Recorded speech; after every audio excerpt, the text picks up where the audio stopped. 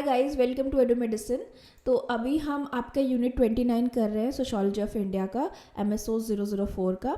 और इसमें हम कॉम्पोनेंट ऑफ सोशल मूवमेंट्स देख रहे हैं कि सोशल मूवमेंट में क्या क्या पार्ट्स होते हैं, किस किस चीज़ों से बन के सोशल मूवमेंट एक अपना स्वरूप धारण करता है। तो सबसे पहले एक आइडियोलॉजी होती है, ठीक है।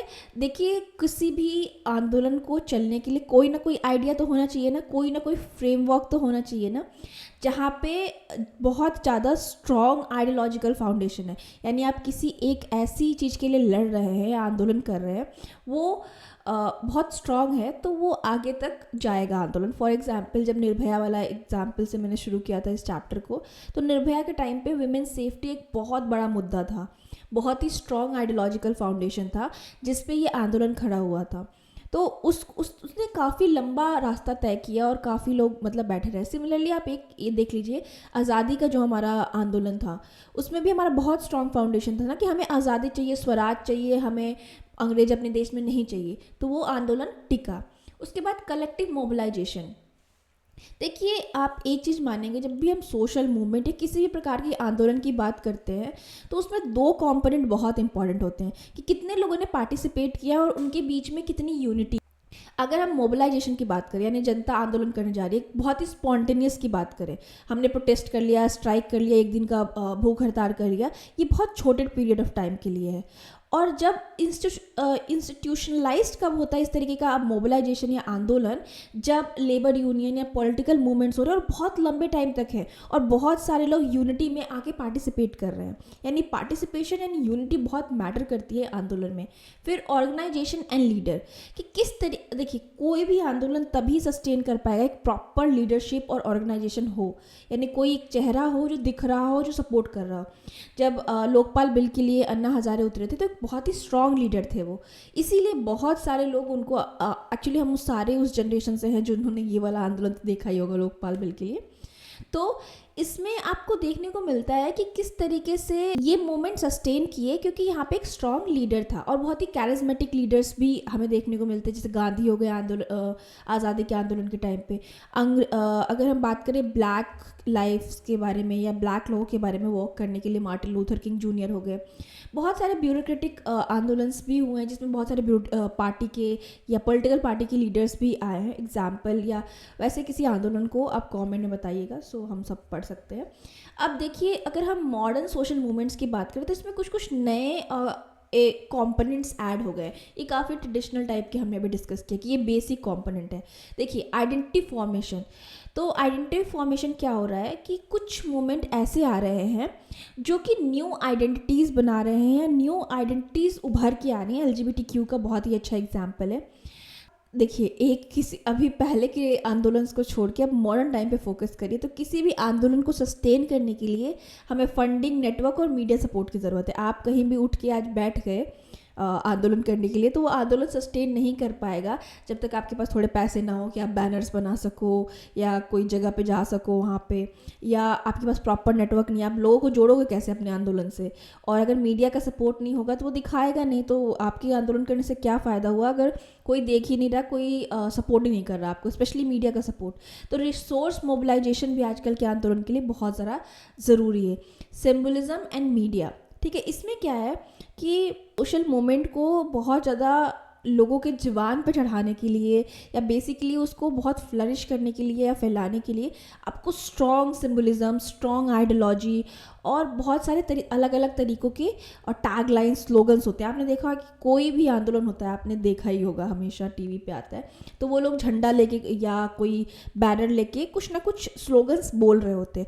ये एक तरीके का सिम्बोलिज्म होता है अपने तरफ या आंदोलन की तरफ लोगों का ध्यान आकर्षित करने का। जैसे मी टू मूवमेंट में आपने देखा ही था, #MeToo चल रहा था। ऐसे बहुत सारे स्लोगन्स है। कोई आपका फेवरेट स्लोगन हो किसी आंदोलन से तो लिखिएगा कमेंट में। उसके बाद अब देखिए, ट्रांसफॉर्मेशन कैसे होता है सोशल मूवमेंट का, वो हम देखने की कोशिश करते हैं। तो ज़्यादातर थिंकर्स ने जिन्होंने इस पे काम किया, स्पेसिफिकली क्लार्क एंड ग्रायसन ने, इन्होंने हमें बताया कि कैसे एक मूवमेंट इवॉल्व करता है और या तो वो इंस्टीट्यूशन बदल जाता है या फेड अवे हो जाता है। इसको इस तरीके से समझिए कि एक आंदोलन एक साइकिल में चलता है, ठीक है। अब कोई भी आंदोलन साइकिल में चल रहा है तो सबसे पहले वो इमर्ज होगा। आपके पास कोई आइडिया है, कुछ भी है, आपने एक आंदोलन शुरू कर दिया, मिल के लोगों के साथ, और इसमें कोई ना कोई डिससेटिस्फैक्शन आपका होगा तो लोग आपके साथ आके जुड़ेंगे, आपका आंदोलन प्रारंभ हो गया। अब ग्रोथ होगा, धीरे धीरे और लोगों को पता चलेगा कि आंदोलन हो रहा है और हमें भी इसमें जाना चाहिए, पार्टिसिपेट करना चाहिए, सपोर्ट मिलेगा और बहुत सारा ऑर्गेनाइजेशन है वो स्ट्रांग होगा और इंक्रीज़ होगा। ठीक है, सोशल मीडिया और रोड पे हर जगह आपका आंदोलन के पर्चे और सब इस तरीके से आ जाएंगे।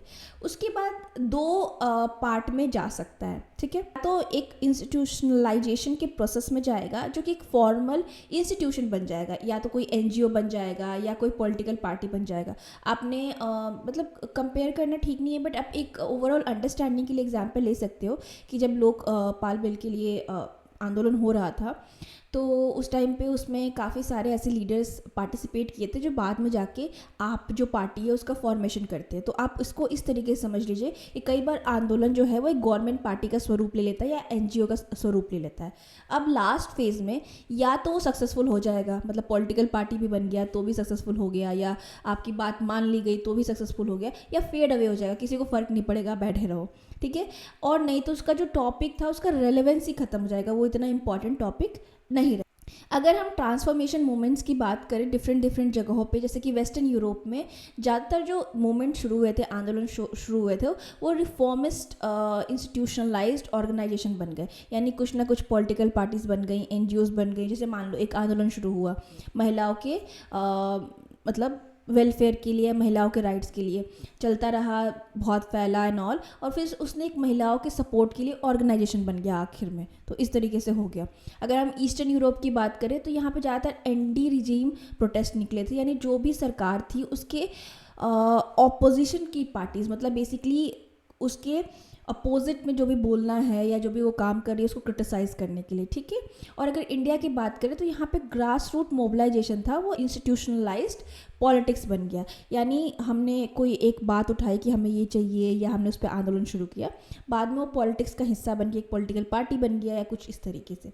ठीक है, ये टीके वुमेन की स्टडी है, तो इसको हमें समझना है कि इंस्टीट्यूशनलाइजेशन वर्सेस मोबिलाइजेशन में अंतर क्या होता है। तो इंस्टीट्यूशनलाइजेशन क्या होता है कि वो मोमेंट इतना फेमस हो जाता है कि वो हमारी सोसाइटी या मेन सोसाइटी का पार्ट बन जाता है और पॉलिटिकल पार्टी बन जाती है। कि आरएसएस, तो आरएसएस एक तरीके से अब कमेंट में अगर किसी को पता है तो हिस्ट्री ज़रूर बताइएगा, एक कनेक्ट करने के लिए निकला हुआ एक मूवमेंट था, और धीरे धीरे उसने पॉलिटिकल पार्टी का स्वरूप ले दिया। लोकपाल बिल का जो मैं एग्जांपल अभी दे रही थी जिससे आप पार्टी बनती है, वो भी सेम एग्जाम्पल है। ठीक है, मोबिलाइजेशन क्या होता है कि आप कोई भी आंदोलन शुरू करते हैं तो उसमें मोबिलाइजेशन एक बहुत इंपॉर्टेंट फैक्टर होता है जो सस्टेन करने में आपको हेल्प करता है आपकी मूवमेंट को।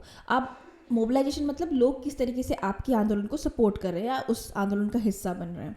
अब बार बार आप प्रोटेस्ट करते रहोगे, एक्टिविज्म करते रहोगे, तभी वो सस्टेन करेगा, वरना वो ख़त्म हो जाएगा। मान लो आपने एक दिन आंदोलन किया, ठीक है, आप बैठ गए रोड पे और फिर भूल गए, तो ऐसे नहीं चलेगा, आपको कंटिन्यूसली उस पर काम करना पड़ेगा।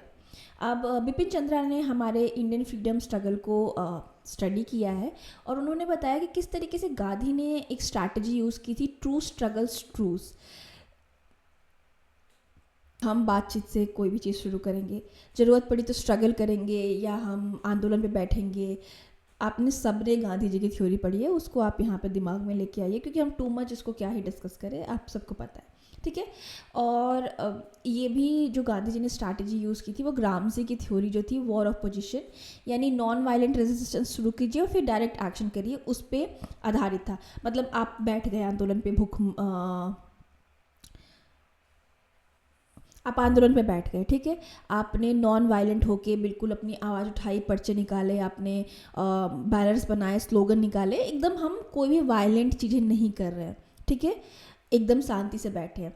बट ये काम नहीं कर रहा तो हम डायरेक्ट एक्शन करेंगे। ठीक है, तो आपने सारे आंदोलन पढ़े हुए हैं हमारे जो भी आज़ादी के, तो मैं बहुत डिटेल में यहाँ पे नहीं जा रही हूँ, आपको एक ओवरऑल आइडिया लग गया कि किस तरीके से किया गया है।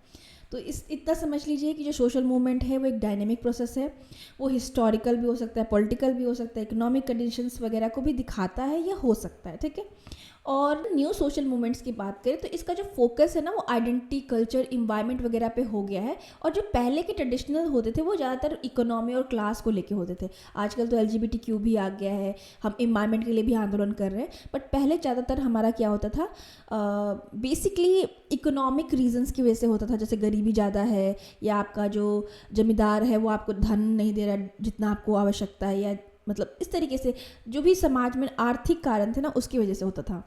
और जो भी सोशल मूवमेंट्स होते हैं वो पॉलिसी चेंज करने में, सोशल जस्टिस लाने में, डेमोक्रेसी को बेटर करने में हेल्प करते हैं। So thank you so much, have a nice day. इस चैप्टर में इतना ही था।